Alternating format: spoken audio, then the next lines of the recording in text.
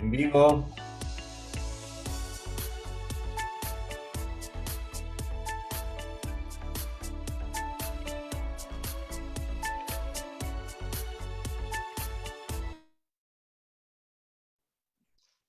Buenas noches, damos comienzo a nuestro segundo programa de Argentina Exporta TV. Bienvenido Jorge García, licenciado en Comercio Internacional, y agradecemos a todos nuestros acompañantes y sponsors. ¿Qué tal? Buenas noches, Marce. Buenas noches a toda la audiencia. Ante todo, espero que hayan pasado una hermosa Navidad junto a sus familias. Aquí la gran familia de Exporta TV, Argentina Exporta TV, César, Oriana y todo este gran grupo que conforma Argentina Exporta TV. Bueno, hoy tenemos un tema muy interesante. Como siempre, Jorge, nuestro eximio profesor en comercio internacional de varias universidades argentinas, reconocido internacionalmente, nos va a dar una clase magistral, tanto para quienes inician como para quienes ya conocemos el proceso exportador. Jorge, hoy tu tema, claves para iniciar el camino exportador. Open Ways. Comenzamos. Bien. Yo siempre digo que a lo largo de la experiencia, ¿no? A lo largo de mi carrera, he tenido dos circunstancias o dos casos que se me han presentado. El otro día hablamos de internacionalización de producto y de internacionalización de empresas. O sea, yo considero que la internacionalización del producto es cuando aquel empresario pyme, a través de las redes sociales, a través de algún contacto, tal vez pueden llegar a recibir tal vez una demanda de su producto, ¿no? He tenido casos y situaciones que más o menos ameritan lo que es la internalización del producto sin una preparación previa de parte de la empresa. O sea que es algo esporádico, digamos, algo que se presentó en una forma casual, ¿no? He tenido clientes que me han dicho, por ejemplo, mira Jorge, yo no estoy inscrito como exportador, pero recibí una demanda de tal país, de Sudamérica. ¿Qué pensás? ¿O cuáles son los requisitos para que yo pueda realizar esa operación? Bueno, ahí empieza todo el proceso directamente de habilitación de la empresa. Ahí ya no vemos la planificación. Ahí tenemos una situación urgente que resolver. Cómo inscribir a la empresa como exportadora, explicarle al empresario pyme cuál es la documentación que necesita, ¿no?, para exportar ante aduana, que luego la vamos a analizar también, y cuáles son las condiciones mínimas de embalaje de acuerdo al destino. O sea, sabemos que todo embalaje de madera tiene una certificación internacional, la NIF 15, a través de la cual hay ciertas condiciones de fumigación especial y de certificación de embalajes de madera que son necesarias para que ingresen a ciertas plazas. Esos son los requisitos mínimos para lo que determinaríamos la internalización de un producto. O sea, se presenta una oportunidad y ante esa oportunidad una emergencia. ¿Cómo resolver esa emergencia? Habilitando a la pyme para exportar, asesorándolo en cuanto a la documentación y luego en la parte logística. Esa sería una de las alternativas que se puede presentar. La otra es un poco más proyectada, o sea, requiere más una planificación. Es la que se sostiene con más éxito en el tiempo. No quiere decir que el primer caso vaya a fracasar. Yo hace más de 25 años he inscrito a empresas que se presentaron ante esa situación y hoy por hoy, con todos los vaivenes de la economía, siguen exportando. Y sin embargo, nunca han hecho previamente una planificación. Lo que yo aconsejo para aquellos empresarios pymes que quieran empezar a ganar mercado, a hacer conocer sus productos en el exterior, que es necesario sí o sí una previa planificación. Y para ello hay una serie de preguntas e interrogantes a los cuales el empresario debe exponerse. ¿Para qué? Para hacer una retrospección y un análisis de dónde está parado. Porque no es lo mismo planificar exportar un producto a un país limítrofe de Sudamérica o de Latinoamérica que planificar exportar a un país de Europa, Estados Unidos o incluso Asia, donde tal vez no hay acuerdos sanitarios firmados, por ejemplo, entre China y Argentina, y es necesario exportar a un país limítrofe de China para que luego ingrese indirectamente a China continental. Vamos a compartir algunas diapositivas para que ustedes puedan ver cuáles son las preguntas que el empresario PYME debe realizarse. Bueno, ahí vemos, esperen que corra un poquito el cuadro, cómo son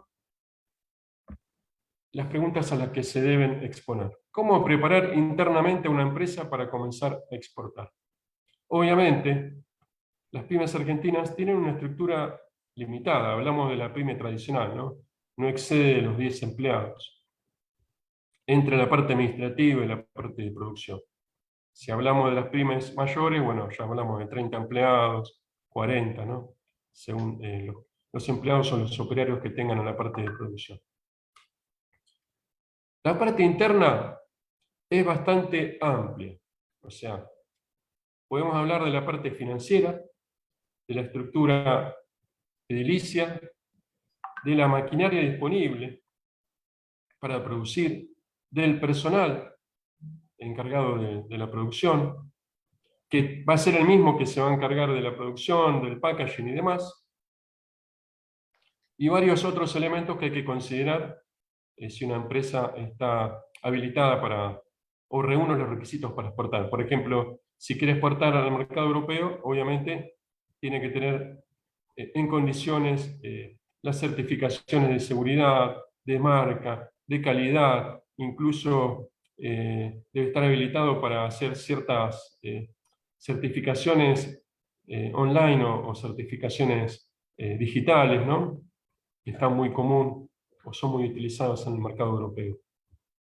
El segundo punto es cuáles son los pasos para conectarse con un comprador en el exterior. O sea, sabemos que los medios sociales son masivos, pero muchas veces dentro de los elementos que podemos llegar a contactar en los medios de comunicación sociales, hay de todo. O sea, hay estafadores, hay personas de la competencia, hay personas que tal vez van a aprender en base a la información que nos sacan, ¿no?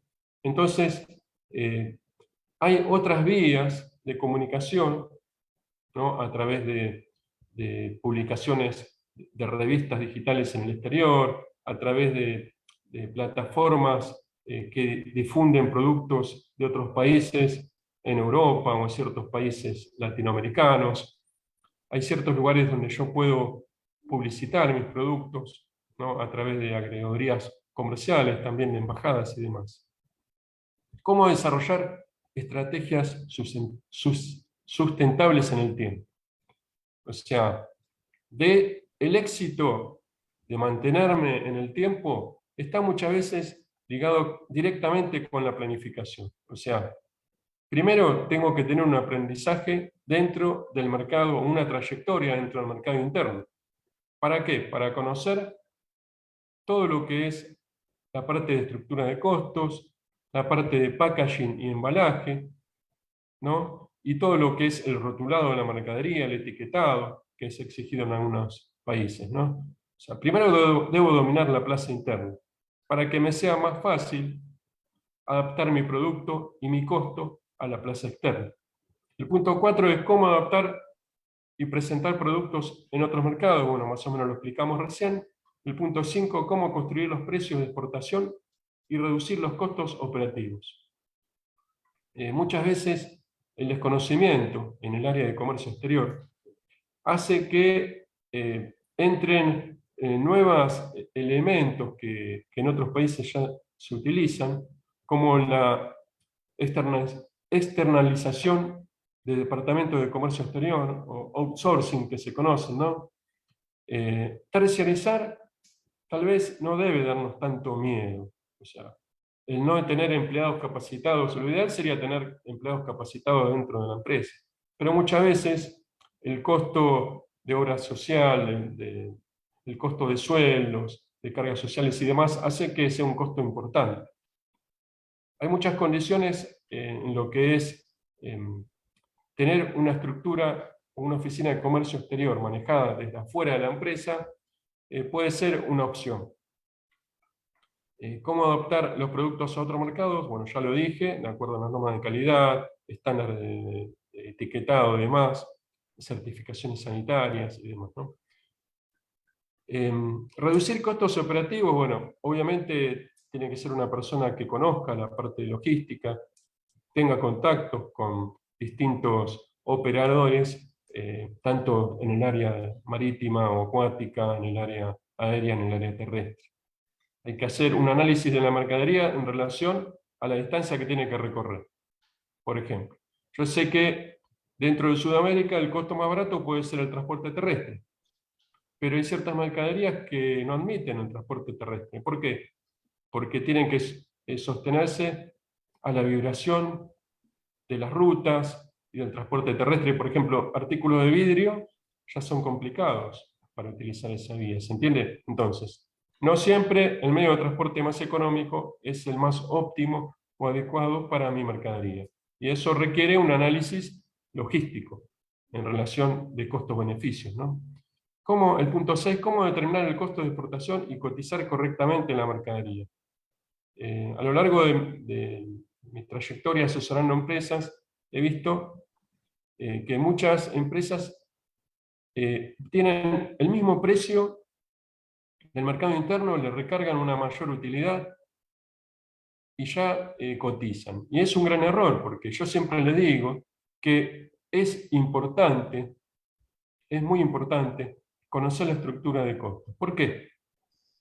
Porque yo debo conocer todo elemento que conforma la logística hasta el punto de embarque. Por ejemplo, si cotizo FOB, debo tener en cuenta también los gastos que voy a tener hasta ese punto para sumarlo dentro del precio internacional.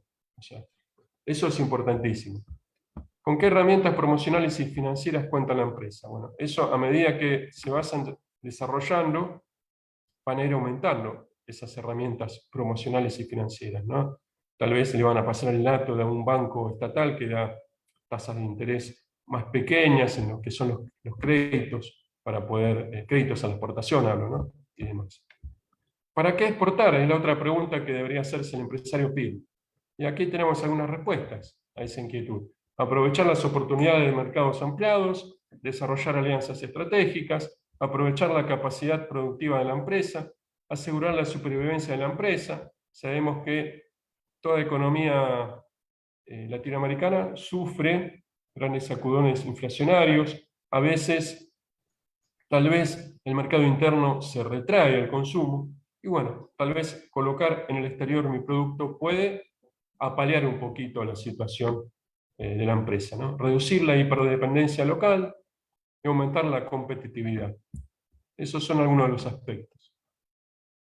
Aquí hablamos ya directamente de lo que sería la planificación. Algunas preguntas que surgen son: ¿estás listo para exportar? En base al análisis de los interrogantes que vimos en la primera diapositiva. El segundo punto sería que debo validar la potencialidad del producto. Mi producto tal vez presenta una ventaja comparativa solamente o una ventaja competitiva, o presenta ambas ventajas. O sea, por ejemplo, las condiciones climáticas hacen que Argentina, por la extensión territorial, pueda producir a un menor costo soja, por ejemplo, ¿no? O de repente puedo abastecer a un país limítrofe de cierto producto con un valor agregado mayor por la proximidad y la pronta reposición de stock, que de repente en China lo puede conseguir más barato, pero más hoy en día, con los grandes problemas logísticos que hay en China, pueden tardar hasta casi 60 días en llegar a la mercadería. Entonces son algunas de las ventajas competitivas o comparativas que mi producto puede tener. Conozca la demanda de su producto. Bueno, a nivel interno también existe. Hablamos de competencia. Sabemos que a nivel externo o países tal vez limítrofes pueden ser competidores en X producto. Diseñe la estrategia exportadora, fundamental, y lo que nadie hace es, al final del proceso, evaluar la gestión exportadora.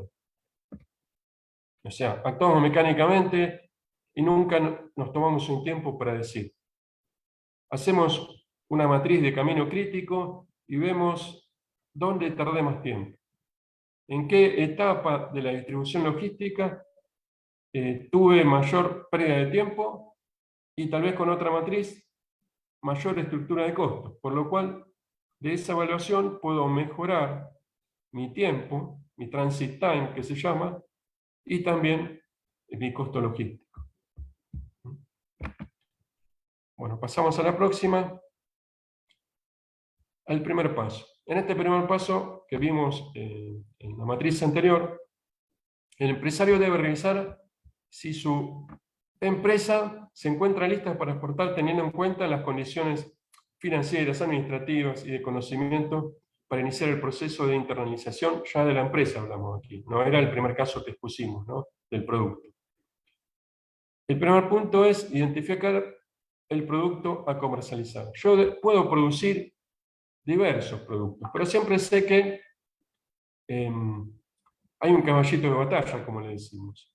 Este producto puedo manejar mejor los costos, o tengo a alguien que me reemplace el aprovisionamiento de materia prima, ¿no? No sé si hasta ahora se va entendiendo o es demasiado contenido.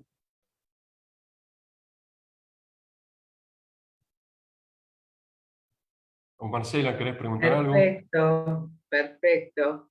Yo quería hacerte unas preguntas. Vos hablaste en una parte de que el empresario PYME se fija en los costos de iniciar el proceso exportador, este camino, esté abriendo camino de Open Ways que vos venís llevando a cabo hace años. Pero a veces en ese ahorro, por desconocimiento, dice, bueno, yo no pago un agente de venta, un agente de compra, más allá de que tenga que los costos del despacho, o sea, del despachante o costos más de un licenciado que le abra mercado. Pide también un agente de compra-venta internacional. No quiere pagar ni el de esta plaza ni el de la otra, o sea, no quiere ni un punto ceder. Y por eso se pierden muchos negocios también. ¿Cómo sería ese tema? Porque yo veo que están bastante, o sea, las consultas que hacen prefieren por desconocimiento perder un negocio que un punto. Es como que ahí hay un bache que habría que explicarlo. ¿Qué opinas? Y hay un problema cultural ahí, Marce. Hablo de la Argentina, ¿no? Hay un refrán popular que dice que lo barato sale caro. Y el empresario PYME siempre trata de sacar la mayor cantidad de información gratis y correr riesgos que pueden ser bastante considerables. Un ejemplo, ¿no? Yo tengo un cliente que importa materia prima, ¿no? Realiza todo lo que es la parte de velas y demás, es del interior del país, y lo escribí, lo estuve asesorando, hizo su primera importación hace dos meses, un mes y medio de China, salió todo perfecto, porque se pudo testear a través de una compañía que da servicios de auditoría en China, donde lo que hacen es el control de la empresa, dan un informe, si la empresa existe, qué cantidad de empleados, mandan fotos y demás, cuánto hace que están en el Verificación. mercado, da un aspecto financiero, un análisis financiero y riesgo También. crediticio de la empresa, y luego, por otro valor o otro monto, puede hacer el control de pre-embarque, para que ver lo que vos compraste a ciegas o está cotizado en una proforma, en un contrato, es efectivamente lo que se va a embarcar. A la inversa, en exportación. O sea, esta persona tal vez por abaratar costos, tal vez por no ver los otros riesgos, puede contratar este servicio o no. En la mayoría de los casos, 100, 200, 300 dólares para el empresario PYME es mucho, pero hay que tener los recaudos del caso, El porque el riesgo. caso inverso, en exportación de la Argentina, también puede suceder. Hay mucha gente que, por eso es que es importante mantenerse firme y aclarar las condiciones de venta y las condiciones de pago, ¿no? Siempre en las primeras operaciones va a haber desconfianza mutua, o sea, yo te exijo pago anticipado en mi primera exportación, pero desde el otro lado tampoco hay garantías, o sea, ¿qué garantía está que si le deposito o le transfiero todo, eh, pueda tener la seguridad de que voy a recibir la mercadería? Bueno, hay distintos medios, como por ejemplo cobros bancarios, donde el banco intermediario retiene la documentación de embarque, y cuando una de las partes libera, el banco libera el pago, por otro lado libera la documentación. O sea, actúa como de una forma arbitral, ¿no? En el medio, negociando y evitando que alguna de las partes incumpla su parte. Después, No, bueno, el no, sistema tradicional de la carta de crédito, letter of credit, que tienen miles de combinaciones o cláusulas con las cuales se puede llegar uno a asegurar, ¿no? Un anticipo y luego una cancelación contra presentación de documentación de embarque. Demás. Así y todo, hay empresas y gente muy hábil, ¿no? Que en el mercado hace años que está estafando gente y fragua documentación. Es muy difícil en condiciones normales, si no existen los elementos de garantía, detectar a una empresa estafadora, ¿no? O sea, hay empresas auditoras que pueden llegar a controlar de una parte u otra, pero bueno, eso tiene un costo. es lo ¿Está en el mejor. empresario PYME querer correr con ese costo o no? Al menos en la primera operación, ¿no? Que es la que más riesgo conlleva. Jorge, entonces, para un resumen, hay tres clases de inspección. La de la factoría, la de la fábrica. Sí, Ellos van, sacan fotos y miran a ver si realmente es una fábrica que tiene las máquinas, se está fabricando y hay gente y existe en el lugar.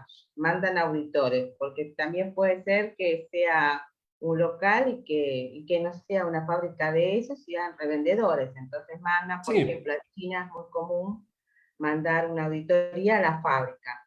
Después pueden optar por una auditoría al producto, sobre todo los correcto. temas electrónicos, que las computadoras que las tienen que auditar porque tienen que saber qué es lo de adentro, es lo que compraron, o que tiene las siguientes entradas, o lo que sea, la tienen que chequear.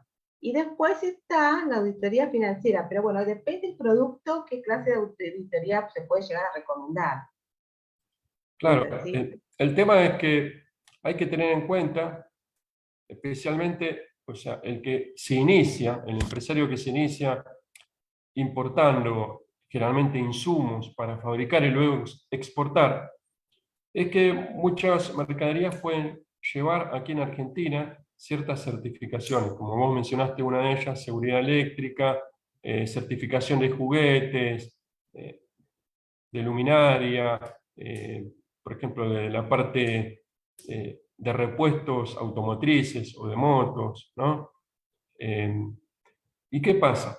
Si yo a Demora. través de una plataforma de Alibaba, por ejemplo, contacto a un proveedor y el precio me cierra, el producto me gustó y demás, y no pregunto si es fabricante o distribuidor, cuando yo necesite pedirle los certificados de garantía o los datos que necesito para gestionar aquí las certificaciones correspondientes de homologación, voy a tener un problema, porque es un distribuidor, un revendedor, de revendedor, tercera o cuarta línea dentro de la fábrica. Entonces, de acuerdo al producto que yo necesito, es importante realizar el análisis del vendedor. y discúlpame, y no va a poder tampoco dar un servicio por venta porque tampoco va a obtener los repuestos si es un revendedor. Y no, O sea, no te que va a tiene poder enviar necesidad de ningún ingeniero para desarmar, que te ayude a instalar la máquina, no te va a poder dar ningún tipo de cambiar, garantía. nada.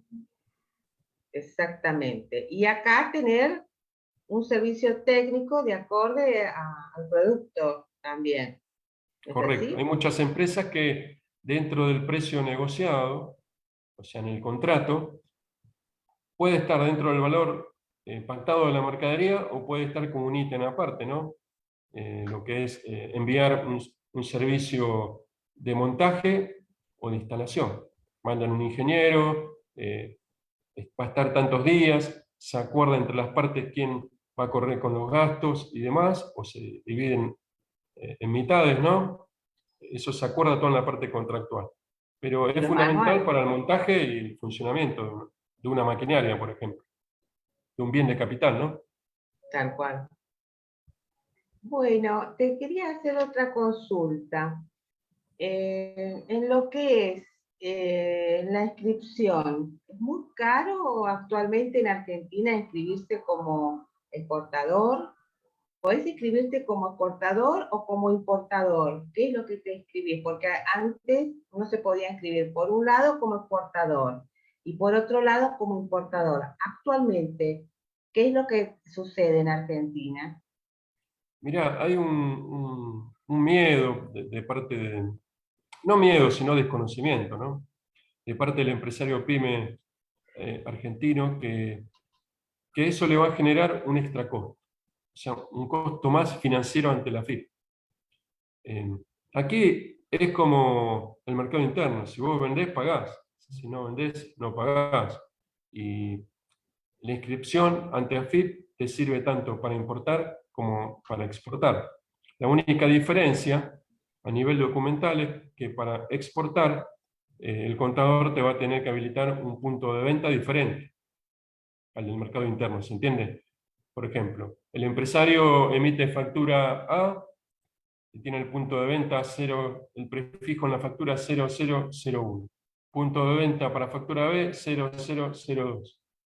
Punto de venta para factura E de exportación va a ser 0003, o sea, simplemente es habilitar en la parte documental un punto de venta en la web AFIP para emitir la factura electrónica E. Después los requisitos de inscripción amparan ambas operaciones, tanto importación como exportación, y tiene un costo muy ínfimo, y en cuanto a documentación, los requisitos son menores, o sea, hay dos tipos.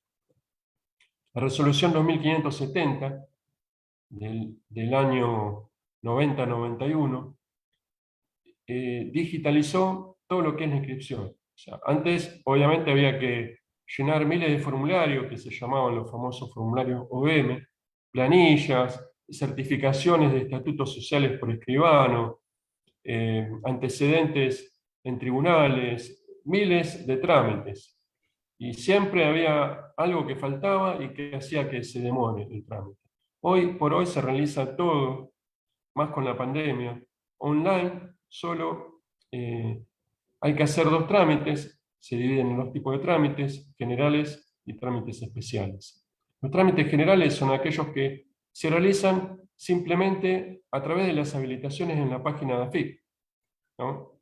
Con un quit y una clave fiscal hay que habilitar ciertos menús, ir haciendo ciertas asociaciones, y los trámites especiales hablan directamente de dos gestiones que debe hacer el responsable de la PYME. Una de ellas es gestionar un certificado de antecedentes, ¿no? Ante la Dirección General de Reincidencia, que es todo online, se paga online, y el certificado también, de acuerdo al plazo que yo pacte, me lo van a transmitir, lo voy a bajar a través de la web online. Se tiene que subir a través de un programa que se llama Cita en la página de AFIP. Y el otro trámite que tiene que hacer es ver si la empresa, de acuerdo a la existencia que tenga en las declaraciones juradas de IVA, de ganancias y demás, si es solvente económicamente. Si es solvente económicamente, no hay que hacer ningún trámite más. En cambio, si para AFIP no es o no presenta solvencia económica, debe constituir una caución en favor del servicio aduanero por un valor de 30.000 pesos. O sea, estamos hablando de una prima de renovación anual de un valor de 4.000 pesos argentinos. O sea, no es nada, 4.000 pesos por año. Puede ser que el otro año facture y ya sea solvente y no tenga que renovar esa caución. O sea que el costo fijo, podemos hablar de 4.000 pesos argentinos por una caución, que la compañía misma la sube a la página de AFIP luego de constituida, y por un trámite de un certificado de reincidencia que puede estar, no sé, el mínimo debe estar 200 pesos y el máximo, no sé, 1.000, un ejemplo. ¿Sí? Eso en la página está informado los aranceles.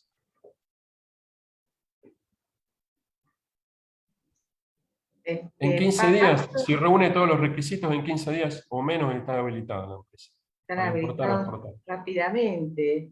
Sí, es muy rápido. Sí, actualmente con toda la tecnología es mucho más rápido. Además, este seguro de caución, para que se entienda, vendría a ser como un seguro de alquiler, algo así, ¿no? A favor de la aduana. Que se Correcto, o paga sea, una prima mensual, todo y con eso operador, ya pueden exportar. todo auxiliar del comercio del servicio aduanero, perdón, tiene que constituir en favor de la aduana una caución.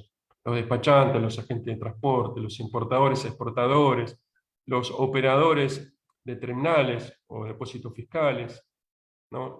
Los de factoría o en planta. O sea, todo operador, los operadores logísticos ahora que están con el tema de exportación y demás, ¿no? Todos deben constituir una caución ante el servicio aduanero. Claro, porque para poder operar tienen que tener esta caución. Es requisito. Si no son solventes, ¿no? Es así, los importadores, exportadores. Si no acreditan solvencia económica, o sea, si facturan menos de 300.000 pesos al año, digamos, ¿no? Y Que cualquier distinto, monotributista lo excede ese importe. es distinto para los despachantes que recién se inician, es un poco más duro, ¿no? Sí, porque hay que constituir cauciones de distinto tipo, ¿no? Y garantías también. Claro, eso es Y son distinto, mucho es más elevadas. diferente. Son Son mucho más diferentes. elevadas. Es Una una, declaración de patrimonio neto que garantice eso y todo lo demás, pero son cauciones y además garantías. a favor de la aduana. Por cualquier infracción o incumplimiento que realicen que se pueda ejecutar, ¿no? Claro. Por ejemplo, ¿qué pasaría un ejemplo de alguna infracción para movilizar un poco Y el tema? Estoy cambiando el tema. hay distintos tipos de delitos dentro de lo que tipifica el Código Aduanero, ¿no? La Ley 22.415. Están las infracciones y están los delitos, ¿no? Pueden ser infracciones, el incumplimiento, por ejemplo, no sé, el exportador quiso, en vez de pagar los derechos de exportación, garantizarlos, pero con el compromiso de los 15 días, generar un BEP y pagarlos. Se olvidó, pasaron los 15 días y no pagó los derechos, AFIP te da de baja, aduana te da de baja, y por ello te va a aplicar una multa. O sea, todo lo que es infracción es punible de multa. Después, todo lo que es delito puede ser contrabando menor, contrabando mayor, puede ser punible y además con pena de cárcel, ¿no? De prisión. Tal cual. Bueno, entonces, Jorge, este sería todos los primeros pasos que deben analizar en el camino a querer Sí, convertirse es en importante exportador. el tercer punto de la diapositiva que vemos ahí, la creación de un área de comercio exterior. Eso es fundamental. El empresario pyme tiene que mentalizarse que para que su empresa se internacionalice, debe delegar. El empresario pyme tiene una mentalidad en el proceso decisorio muy centralizada. Todo pasa por él. Desde los pagos, desde la firma de los recibos de sueldo, desde cualquier trámite, hacer la documentación de comercio exterior. El empresario pyme debe descentralizar y delegar la parte de comercio exterior en un idóneo dentro o fuera de la empresa. O puede tercerizar fuera o lo puede tener dentro de la empresa. Hay muchos estudiantes que hacen pasantías que tienen un muy buen nivel de inglés, una buena capacitación técnica, ¿no? Por ejemplo, yo cuando estudié, antes de estudiar la licenciatura, tuve la tecnicatura como despachante. Y yo corría con ventaja porque la parte técnica, normativa y aduanera la conocía bien en las materias de esa índole en la licenciatura de Comercio Internacional. Entonces, hay mucha gente, estudiante, que está muy capacitada e incluso ha trabajado, ha tenido experiencia en estudios de comercio exterior y demás. Entonces, es un punto a considerar. Descentralizar el proceso decisorio, delegarlo en otra persona, que muchas veces no tiene que tener la experiencia, pero puede ser la pata que necesita mi empresa para acelerar Arrancar, todo el proceso de internalización de la mercadería, ¿no? tal El cual. segundo punto es fundamental, mirá, identificación de la mercadería en la nomenclatura. Cualquier sistema o plataforma que vos utilices para buscar oferta o demanda en el exterior, el motor de búsqueda no es el nombre del producto. Puede serlo, pero te piden la posición arancelaria de tu producto. Entonces, tener la nomenclatura preestablecida antes de exportar tu producto te puede servir para dos cosas: para utilizar esos motores de búsqueda y para ver qué ventajas vas a tener, normativas y a nivel de acuerdos, o sea, preferencias arancelarias hablamos, ¿no? Eso es un as bajo la manga que el que va a negociar como exportador tiene que tener. Voy a exportar a México, voy a exportar a Chile, sé que existe el acuerdo APC 35 y vos tenés sobre mi producto un 100% de desgravación en los derechos de importación. Entonces te conviene importarlo de Argentina y no importarlo de Chile. Lo tenés más rápido y no pagas derechos. O sea, eso es fundamental. Evalúa el comportamiento de las exportaciones argentinas, o sea, cómo esa plaza considera a las exportaciones argentinas. Por ejemplo, Bolivia tiene en muy buena posición los productos de la industria argentina. Hay un vínculo cultural muy arraigado, o sea, Argentina es sinónimo de calidad. Inclusive Brasil, en volumen y en precio, nos ha superado en la oferta a Bolivia. Y sin embargo, muchas empresas bolivianas, supermercadistas, prefieren comprar productos de Argentina. Fíjense en qué importantes son los vínculos o los lazos culturales y además comerciales, cómo influyen en la parte comercial. Y Los luego lazos, tenemos los enlaces oficiales, ¿no? Los dale, aranceles, la norma de origen, los acuerdos comerciales, los una reglamentos consulta, técnicos. Jorge, una consulta.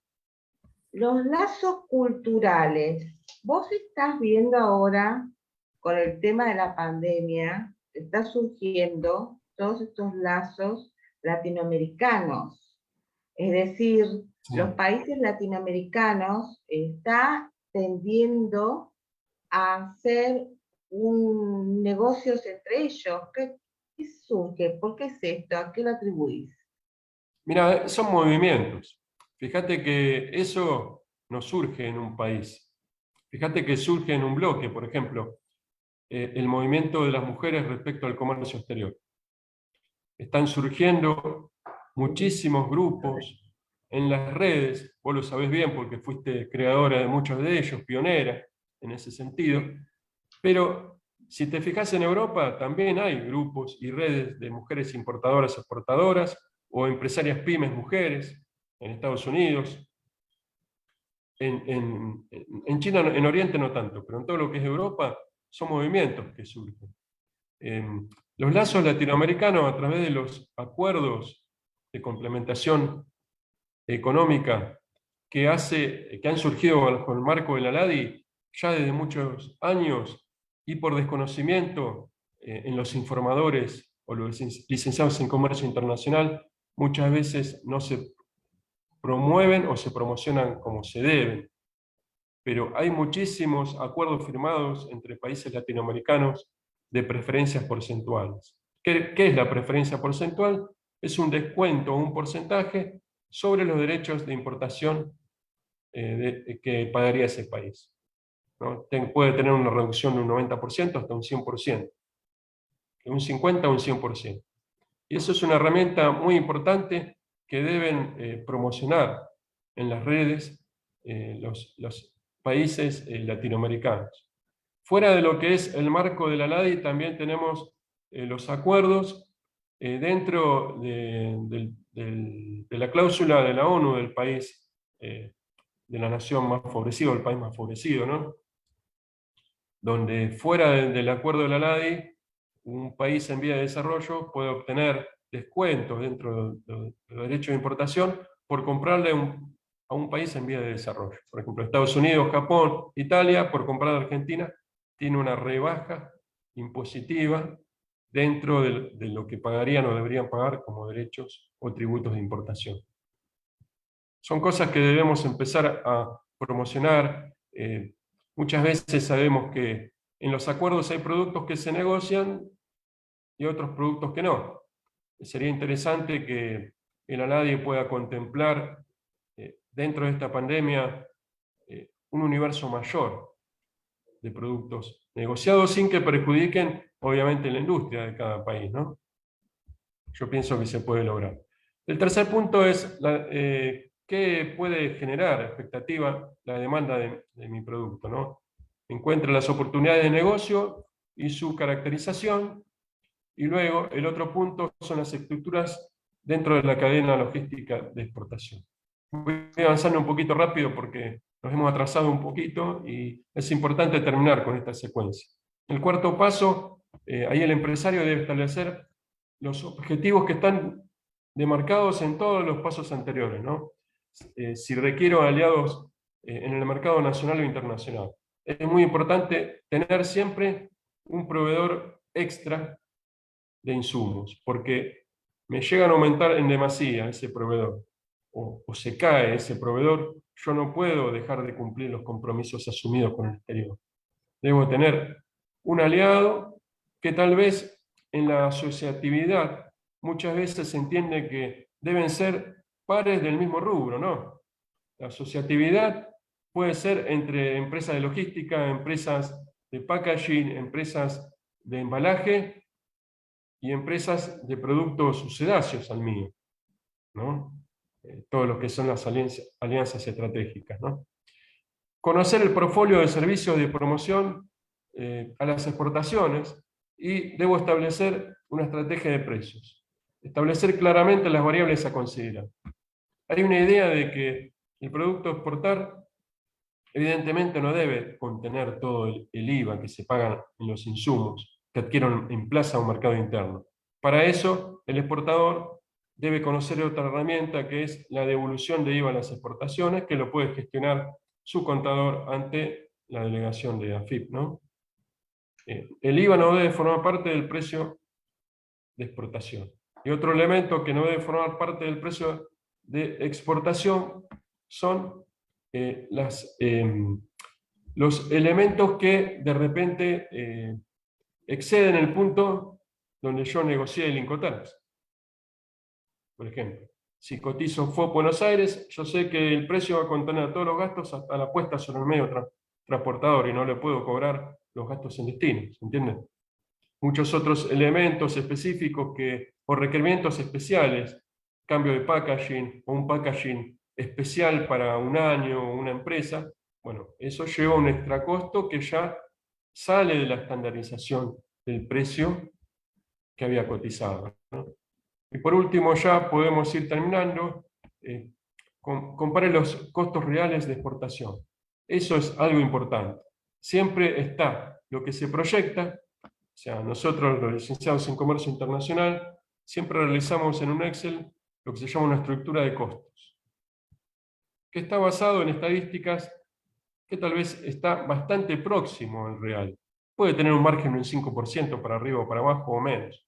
Pero luego, contra la rendición de facturas y gastos reales, debo hacer un cruce para que eso me dé un lugar más exacto de donde estoy parado.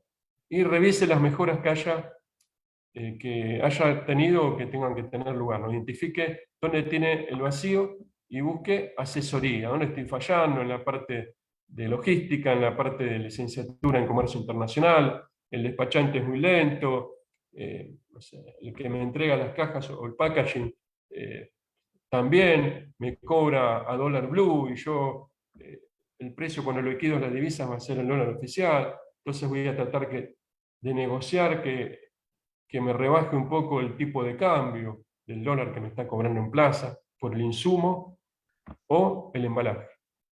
¿Cuáles son los errores que se cometen al exportar? Ahí tenemos algunos. Falta de conocimiento del mercado, extrema diversificación de los mercados, falta de conocimiento de la contraparte, desconocimiento de la mercadería de la exportación, cálculo deficiente del precio de exportación, incumplimiento en tiempo y cantidad de entrega, fundamental, tratar de cumplir, ¿no? Y el incumplimiento de las calidades de productos respecto de las muestras. Y bueno, ahí vimos los requisitos que ya los vimos, y con esto, Marce, ya podríamos decir que la información preliminar y básica para despertar la inquietud y esa necesidad de querer exportar en el 2022, el empresario comprenda que no es tan difícil, no es tan difícil, y que sería importante que en esta nueva planificación para el 2022 pueda incluir en su presupuesto la internacionalización de sus productos y también de su empresa.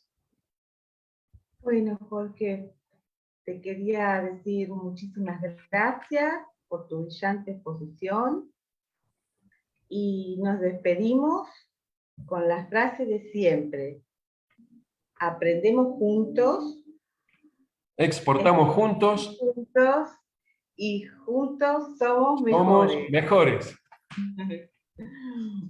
Un saludo para todos. Que tengan muy buenas noches a toda la audiencia, no solo de Argentina, sino de Latinoamérica.